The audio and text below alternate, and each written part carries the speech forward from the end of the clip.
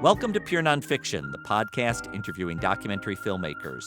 I'm Tom Powers, the documentary programmer for the Toronto International Film Festival and artistic director of Doc NYC.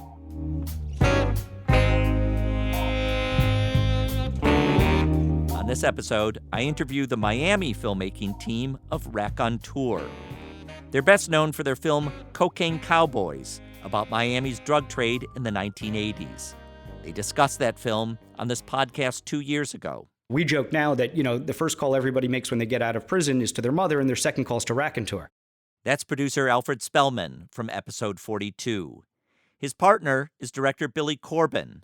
Their latest film is Screwball, about the Major League Baseball scandal over performance-enhancing drugs that tarnished the reputation of Yankee star Alex Rodriguez and other players. The story has deep ties to their hometown. Miami is where A-Rod grew up and first came to attention as a high school athlete. Miami was also home to the Biogenesis Clinic, whose owner Tony Bosch supplied A-Rod with performance-enhancing drugs. Here's Bosch in the film. My experience with Alex, I guess I gotta summarize it as he was weird. I remember him having an apartment. The apartment was on the Hudson in New York. The whole entire apartment was white. I'm talking about even the wooden floors. I thought it was just too white. All the TVs were on, and it was basically footage from years ago of himself hitting a home run or hitting the winning RBI, and he used it as motivation and inspiration. Miami is where Bosch's drug practice was exposed by a whistleblower named Porter Fisher. He was a one-time associate of Bosch, but he grew angry when he loaned Bosch $4,000 that went unpaid. So he stole Bosch's records.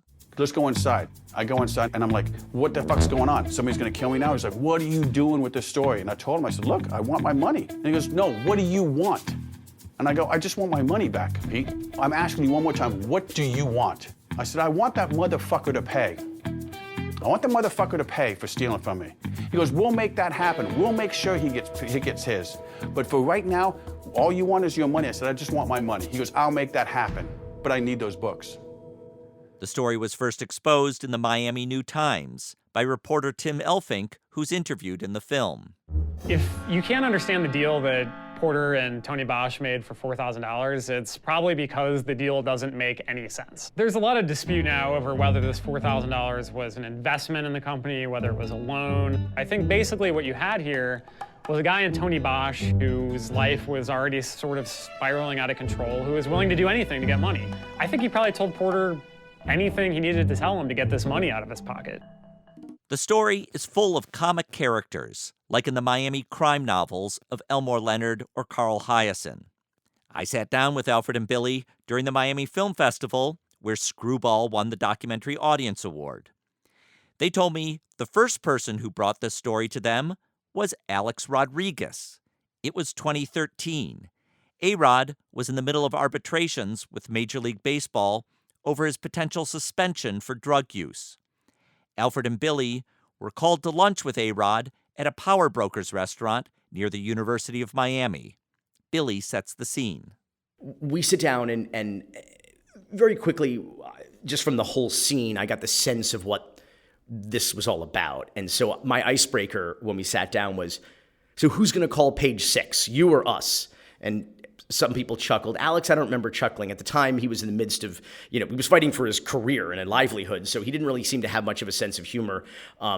But sure enough, within a week or two, it was in page 6. And I'll tell you that we didn't call page 6, but it was very clear that we were sort of pawns in Alex's PR offensive against Major League Baseball in an attempt to kind of, to intimidate them, that he was going to spill the beans on what, I'm not sure. But we sat there with Alex for about an hour and a half. But this is hilarious to me that a guy who is under investigation for drugging baseball decides, you know who I'm going to get? I'm going to get the guys who made Cocaine Cowboys. But we sat there for an hour, maybe an hour and a half, during which Alex, sitting as close to me as you are right now, just lied and lied and lied and lied. And I found some of it very compelling. Well, I should jump in now and say, Billy, you've made films about football. I think that's more your sport. Alfred, you're the baseball fan in this team. I am a degenerate baseball fan, and so we sat there listening to Alex and deny everything and deny having taken steroids and being involved with Tony Bosch. And so Billy and I walked out of there, and I said, I think he's a terribly compelling character. I think he made a lot of very compelling points, and I was persuaded on some of it. And I didn't buy it at all. Alfred's like, And, you lie. And sure enough, a couple weeks later, the arbitrator found him guilty, and Alex was suspended. Alfred is the baseball expert in this company. I'm not. I refer to it as screensaver. I think the players are one collective bargaining agreement away from hitting a ball and then hopping onto a golf cart and riding around the bases. I'm not. I mean, I get it, but Doesn't have the integrity of the NFL. well, it's no shocker that America's pastime is filled with liars and cheaters. Let's just put it that way. But Alfred, in fact. And this I thought was going to be an interesting kind of icebreaker as well. Alfred pitched against A-Rod in a summer league in high school. I played high school baseball in Dade County. Alex is a few years older than me, but I had gone to summer camp down at Ron Frazier Sports Camp down at the University of Miami, and so Alex was one of the older guys who was there. Did you know even then that everybody knew. Everybody knew. Yeah. He was headed out to he ended up getting drafted in the number one, the Seattle Mariners. Everybody knew he was hot stuff in Dade County, and Dade County is just a breeding ground for baseball players. The talent that comes out of South Florida, we, as Billy said, we fetishized it a bit in the U as far as football talent, but baseball talent in South Florida is legendary. And Jose Canseco is obviously kind of our biggest. But here's the So hang on. How'd you do pitching against A-Rod? He hit off the top of the wall, a triple basically. It would have been But Alfred held a disaster. Alfred held him to a triple. After their meeting with A-Rod in 2013, they never heard from him again. But around 6 months later, they heard from Tony Bosch. Tony Bosch is basically the man at the center of the scandal, the center of the Alex Rodriguez, the biogenesis steroid scandal. He went to medical school in Belize, never got licensed in the United States to be a doctor, but ended up running an anti-aging clinic. A series of them. A series of anti-aging clinics where he would treat not only local Miamians, but also had a roster of athletes, professional athletes. So we went and met with Tony Bosch. And not only professionals, right? That's correct. Well, college and high school players as well in South Florida. Several of the players that got taken in the 2005 draft out of the University of Miami were clients of his. In fact, his office was right across the street from the University of Miami baseball field, which is known as Alex Rodriguez Park. Thanks to a big donation that Alex had made to the baseball program. And so what was it about Tony Bosch that made him the go-to person for drugs? And we always refer to this as steroids, but was it steroids? Well, that's the thing. So the evolution of, for lack of a better term, for performance-enhancing drugs, which is kind of the catch-all for what we're talking about. Steroids had, the typical kind of anabolic, gym-roided kind of steroid freak that you stereotypically imagine, had kind of transformed by the late zeros into human growth hormone, HGH. So you all of a sudden you went from these artificial substances to HGH and testosterone, which really became Tony's main, for lack of a better term, his go-to substance. And Tony's big theory, or that he propounded, was this theory of microdosing, where if you took just enough, you would get the benefit of the testosterone boost, but it wouldn't be enough that it would show up in a drug test. And at the right schedule, right schedule, the right times. So he created various different formulas for how the testosterone would be products, right? Gummies and creams and things like this, where he would administer it. So it wasn't only that he was supplying stuff; he was coming up with a whole strategy to help players evade detection. Correct. And well, he says in the documentary, he sees himself as like a scientist. And, who behind the scenes that is formulating, he looks at your blood work and he comes up with what he calls a protocol, which is based on what you wish to accomplish: weight loss, mitigating effects of age, weight gain, muscle mass, more energy. And so he takes your blood work, your goals, and formulates a protocol with his products and a schedule, and if you are a professional ball player who needs to evade testing restrictions and requirements, he comes up with a much more strict schedule and when to take them and in what doses. And I've seen, we've seen his books, his composition books that were essentially his medical records, and there are these just meticulous formulas. It looks like the periodic table of elements in there, and so there's a question of what it is that he understands or doesn't understand about it, but he seems to know what he's talking about. And more importantly, the proof is in the pudding. He had clients who were true believers and who got the results that they wanted from him. So you hear from Tony Bosch. So we go to meet with Tony, and at that point, he had pled guilty and was awaiting sentencing. He had been charged federally by the DEA for administering these performance-enhancing drugs to high school students. And so at this point, the scandal had essentially ended. It was the last thing was for Tony to be sentenced. And we had met on Saturday, I remember, and he was scheduled to be sentenced on Tuesday. And so the idea was that we would shoot his interviews. He was in a drug rehab at that point for a cocaine problem. He had violated his probation by testing positive for cocaine use. Right. And so he was in a rehab facility. And the idea was that he would be given, or he believed that he would be given 60 days to surrender to the authorities so that he could complete the program. I remember this like it was, he was so confident about it. He's like, this is what's going to happen. So the proposal essentially was that we would shoot his interview during the 60-day window before he had to surrender. And then we would go make the documentary. He would go serve his sentence. I said, Tony, listen, why don't we wait to see what happens? Whether it's 30 days or 45 days or 60 days, this is all the time of freedom you're going to have left between now and you're surrendering yourself to serve what he assumed would be a 2-year or less federal prison sentence. I said, you want to spend some time with your family, getting your affairs in order. I said, let's see how you feel before you dedicate 2, 3, 4 days to us to do an interview for a documentary. Let's see what happens with the sentencing, and then we'll make a decision about whether or not you want to dedicate the time to that. So it went very well. Tony is a very charismatic, likable individual. Hugely so, as we see in the film. I say that if Jon Stewart has pioneered the Florida man phrase, Tony is your quintessential Miami man.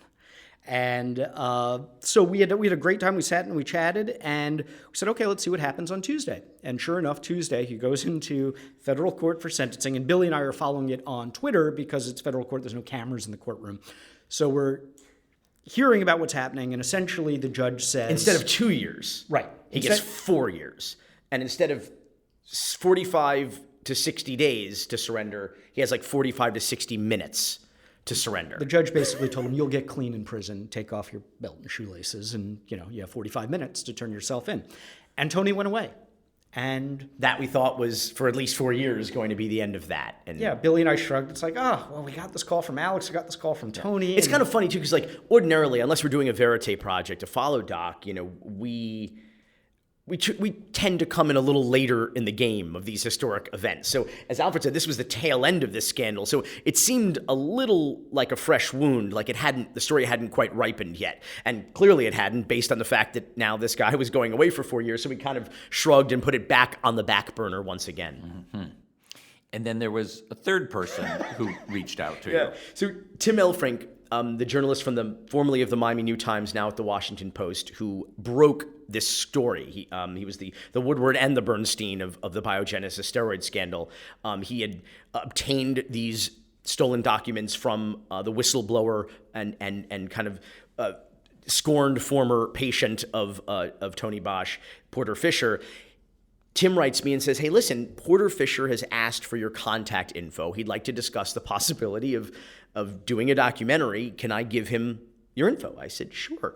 And so we met now with Porter. And now in less than 2 years, so basically between 2013 to 2015, all three of the main actors or main characters in this international scandal had, independent of each other, reached out to us to discuss the possibility of doing a documentary. And we couldn't help but feel that despite my lack of spirituality, that the universe was trying to tell us something, and that this was probably a story that we should pursue. Now, ultimately, you had to wait some time for Tony Bosch to get out of prison in order to interview him. Well, what had happened was his sentence had gotten reduced in the meantime. And so once we had this meeting with Porter, we said, well, if we could get Porter and we could interview Tony, then we have a documentary here. And so Billy wrote a letter to Tony, and Tony wrote back saying, actually, I'm getting out in 3 weeks. I'm going to be at a halfway house in Miami. I'm being released to a halfway house, and I'll be available. I'll be back. I was going to go visit him in Alabama. He was in a federal camp in Alabama where he was teaching nutrition to his fellow inmates and, in fact, doing protocols for the guards and his inmates based on the supplements and vitamins you could obtain at the commissary. And the guys who wanted weight loss or muscle building, he was writing protocols. And also at the prison, they say prison is a criminal college, and so in this case, it turned out to be true because one of his other inmates at the federal prison camp was Jeffrey Skilling of Enron fame, who apparently was teaching business and some sort of economics courses, and Jesse Jackson Jr. was there teaching some sort of political science course. So Tony says, let's get together and revisit this conversation we had at that point less than 2 years earlier. And once we met Porter Fisher and Tony Bosch, it became abundantly clear that they were the story, that A-Rod was at best a supporting character in this scandal, and that the real conflict and the real drama and the real comedy was born out of the fact that the highest paid baseball player in history, his career was ended over a $4,000 debt between a cocaine-addicted fake doctor and his fake tan-addicted steroid patient. That was clearly the story that was most compelling, most entertaining, and the one that we ultimately wanted to tell. I always describe this film as being akin to the crime comedies of an Elmore Leonard or a Carl Hyacin, and I wonder if you see that. Those are two of my literary heroes. Growing up on the skewed Florida take of Carl Hyacin has certainly, I think, shaped both mine and Billy's perspective. And his nonfiction, his columns when we were kids, yeah. And we constantly refer to South Florida is a sunny place for shady people. I frequently tweet articles about schemes and scams out of Miami with the phrase Miami hustles. Hashtag Miami hustles, which is essentially kind of a play of the fact that we don't have any industry here. We don't have any factories where people go to work. Everybody kind of subsists from hustle to hustle in a certain way. And the schemes and scams that begin in South Florida end up getting exported nationwide. In a lot of instances, we are the Medicare fraud capital of the country. We are the income tax refund fraud capital of the country. We are the PIP insurance fraud capital of the country. So any sort of scheme or scam always seems to emanate or have some sort of South Florida connection. And for 8 years, the head executive of the state, the governor of the state, Rick Scott, he is the largest Medicare fraudster in the history of the United States of America. So there's just something I refer to Miami as America's Casablanca. It's just this place where shady people kind of flee to from their home state or home country, usually running away from something, and they wind up here and they just kind of bake in the sun together and hatch these inane schemes. And of course, another unique part of our culture is the diversity of immigrants that we have here. And so what you wind up having is people who, in fact, some of them were doctors back home, in their home country, and they hang up a shingle, and open shop. And so their fellow countrymen, in many ways, and countrywomen feel comfortable with them as their doctor, because they were, in fact, in some cases, doctors in back home in their foreign countries. And in many cases, they're just not. They're just they literally put on a lab coat and a stethoscope and start calling themselves doctors. And, there's always news story after news story of like fake doctor found in Hialeah, fake doctor found in Miami, and I'm like, that's not news. News would be real doctor found in Hialeah, real doctor found in Miami. In Screwball, Billy and Alfred make a bold choice to cast children for occasional recreations of past events.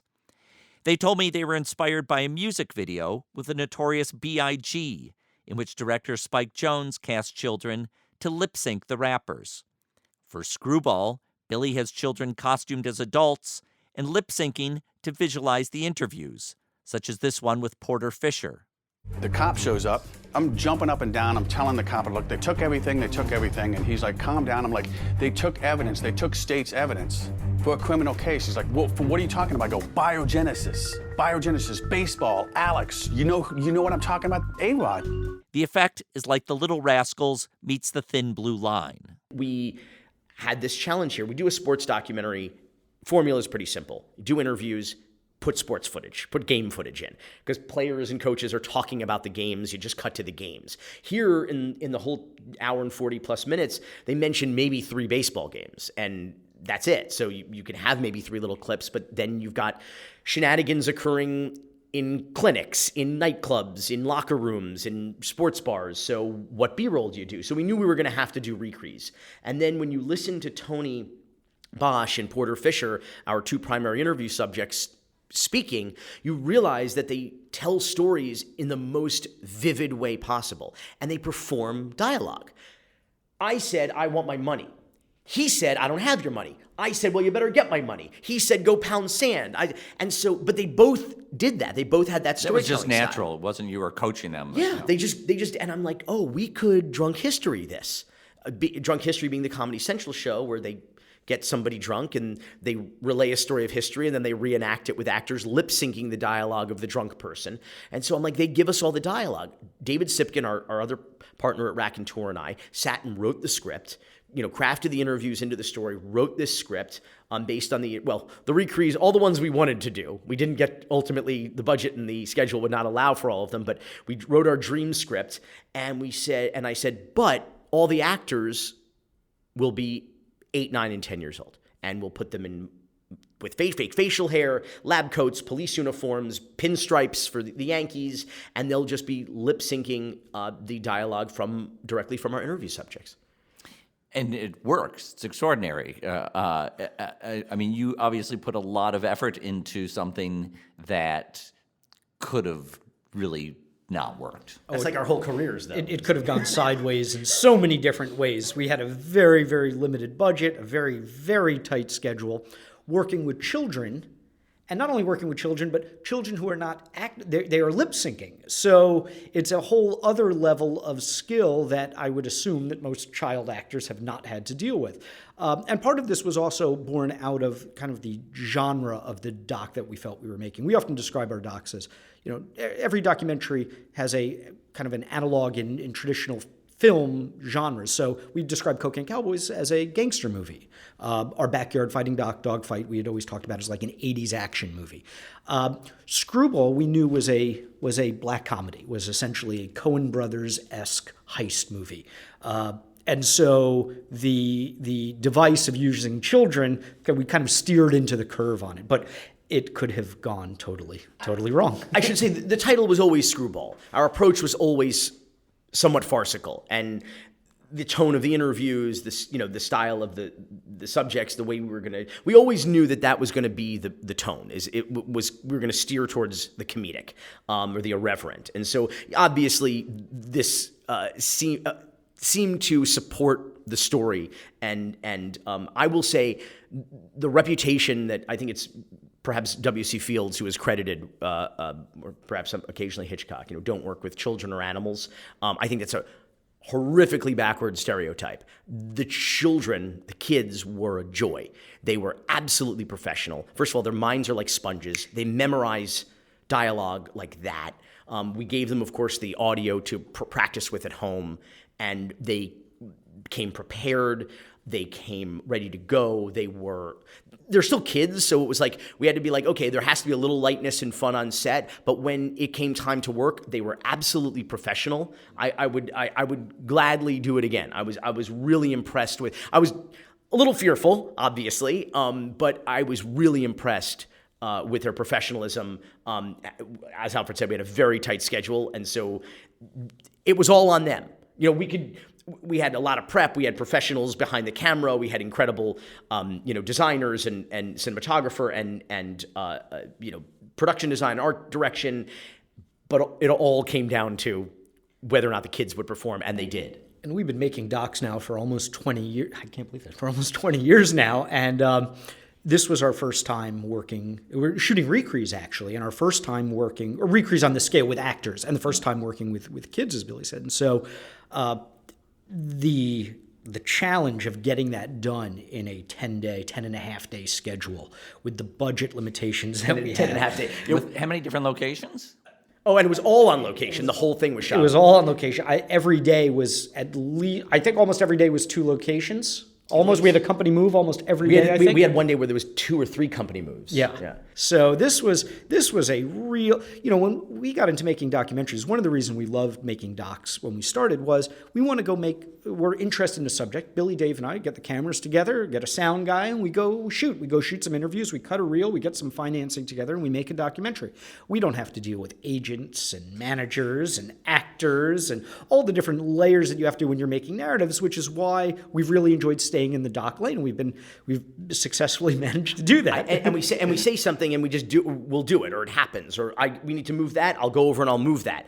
Dave likened directing these recrees to being the captain of an aircraft carrier. It's like I say, turn to the right, and 45 minutes later, so it took some getting used to the speed and the tempo of the recrees was just different from what we're accustomed to working, on a smaller scale. We had a very large footprint with these recrees on some of our biggest days because we not only shot everything on location, several of them we shot at the actual locations where the real events take place, such as Live Nightclub in the Fontainebleau in Miami Beach, the Sports Bar and Grill, the Ritz-Carlton Key Biscayne. So, for example, at the Live Nightclub scene or the Ritz-Carlton scene, we fed nearly 100 people at lunchtime between the actors, the parents, the extras, the crew members. So this was a large footprint for us, a scale on which we were not accustomed to. I asked Alfred and Billy if they came away from this story with any notion about how performance-enhancing drugs should be treated in professional sports. It's a difficult question because obviously, really what we're talking about here at the end of the day is the influence on kids. And kids who look up to professional athletes as heroes or role models. That's probably the most challenging part of this question and how to deal with it. In terms of professional sports and performance-enhancing drugs, I tell coffee is a performance-enhancing drug. I can't get any work done in the morning until I have at least 2 or 3 cups of coffee. Taking a Tylenol because you have sore muscles is a performance-enhancing drug because it helps you recover quicker. So you're right, the gradient at which we treat what is a performance-enhancing drug and what isn't is murky, and it's particularly in baseball, which is a skill sport. Football, basketball, jump higher, run faster, that's great, but are you getting a quicker reaction time? Are you getting that extra 10 feet to turn a fly out into a home run in baseball? Barry Bonds was a fantastic baseball player before the steroids. So I don't know that to have that conversation about baseball in particular is fair in comparison to, like I said, other sports like track and field.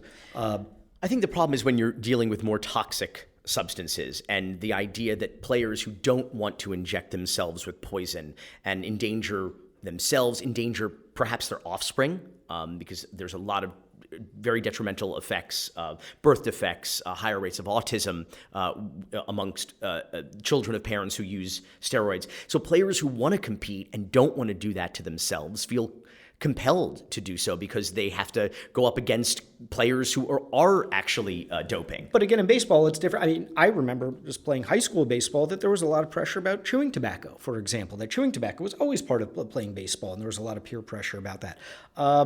Creatine became a big substance in the 90s, I remember. You'd go to GNC and you'd get the creatine, and it would help you with your weightlifting routine or whatnot. And high school, as a high school kid, I know plenty of kids were taking creatine and were chewing and using chewing tobacco. So, which is not a performance-enhancing drug; it was just part of the culture of baseball. But I would say, while and I want to say very clearly, the high school patients that Tony Bosch had, that was a crime, and in fact, he went to prison for that. I think it's child abuse. And I always said, where was the Department of Children and Family Services? Because those children did not just come in off the street; they were brought by adults to his clinic.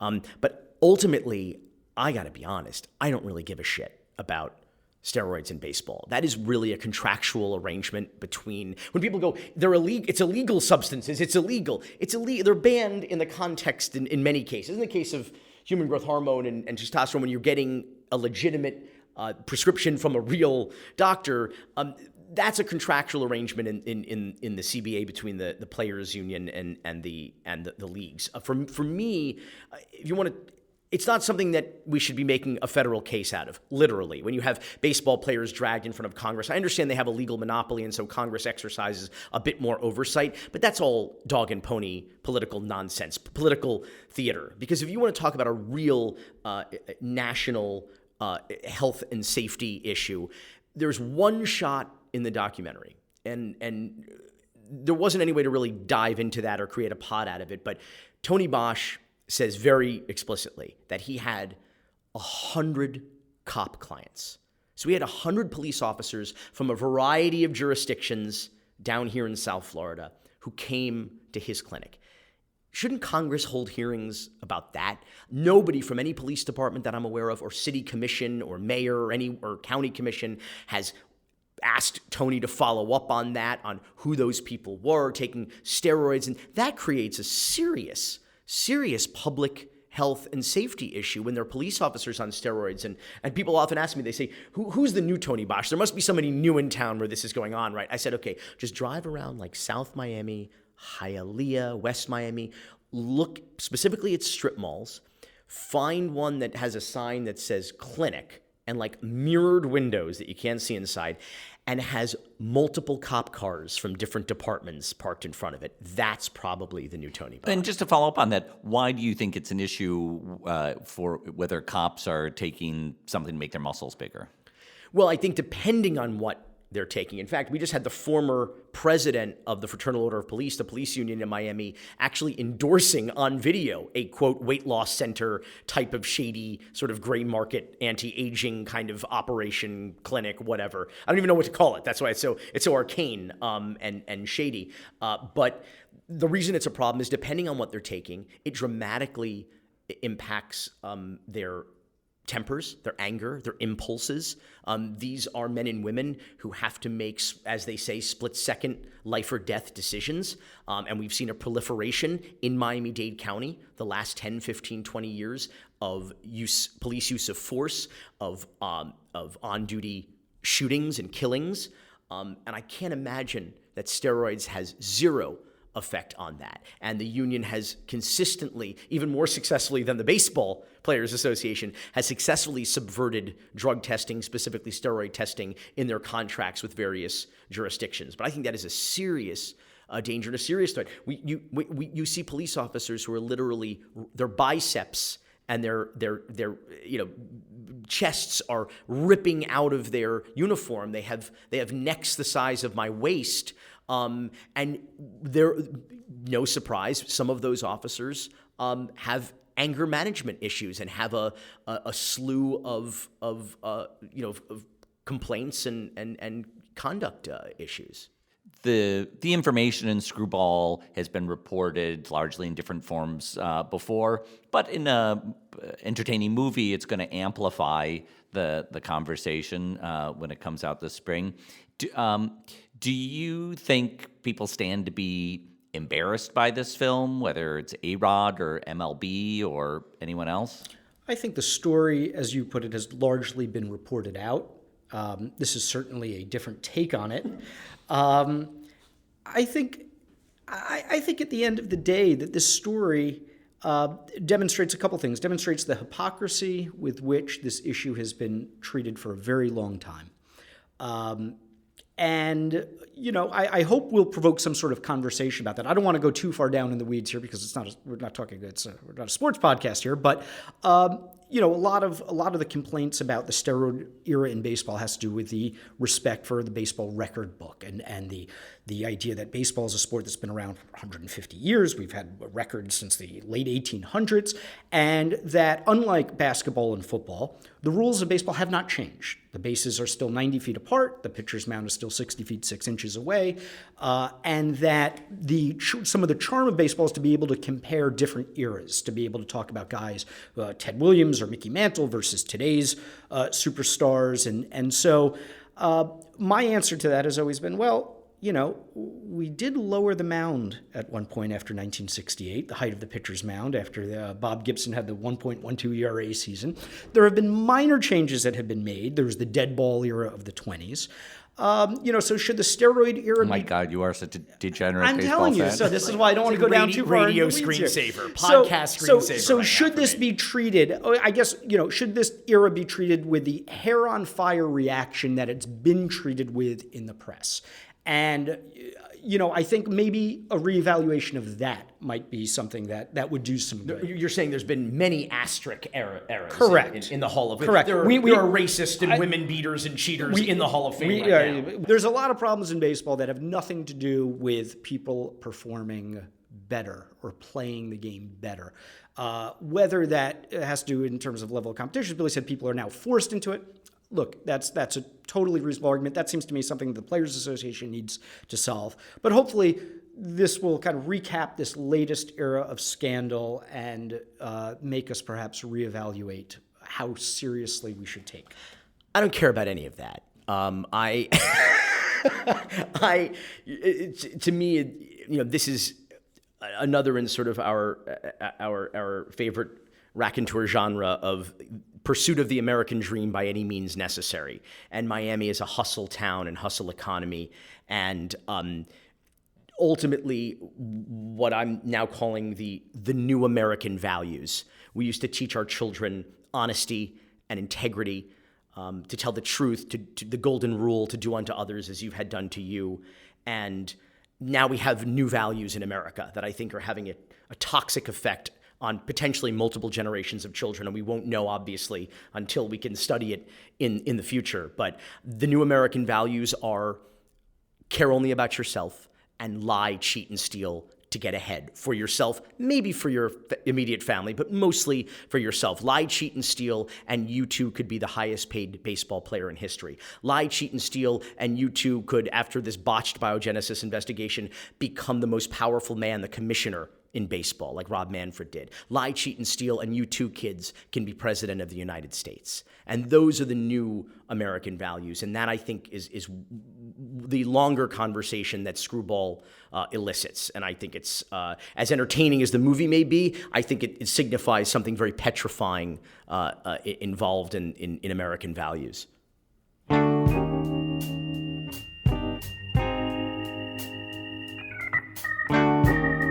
I want to thank director Billy Corbin and producer Alfred Spellman for speaking with me. Their film Screwball is coming to theaters and video on demand this spring.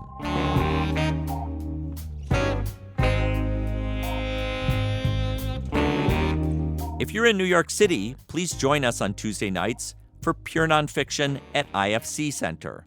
Our spring season starts on April 9th and runs through the end of May. Each Tuesday, we show a documentary, followed by a conversation with the filmmakers or other special guests. You can get more information on our website. Thanks to our team, series producer Hannah Nordenswan, sound recordist Khalil Bailey, and web designer Cross Strategy. Our theme music is composed by Andre Williams, who passed away this month at age 82. Our executive producer is Rafaela Nehausen. I'm Tom Powers. You can follow me on Twitter at THOMPowers. Pure Nonfiction is distributed by the TIFF Podcast Network.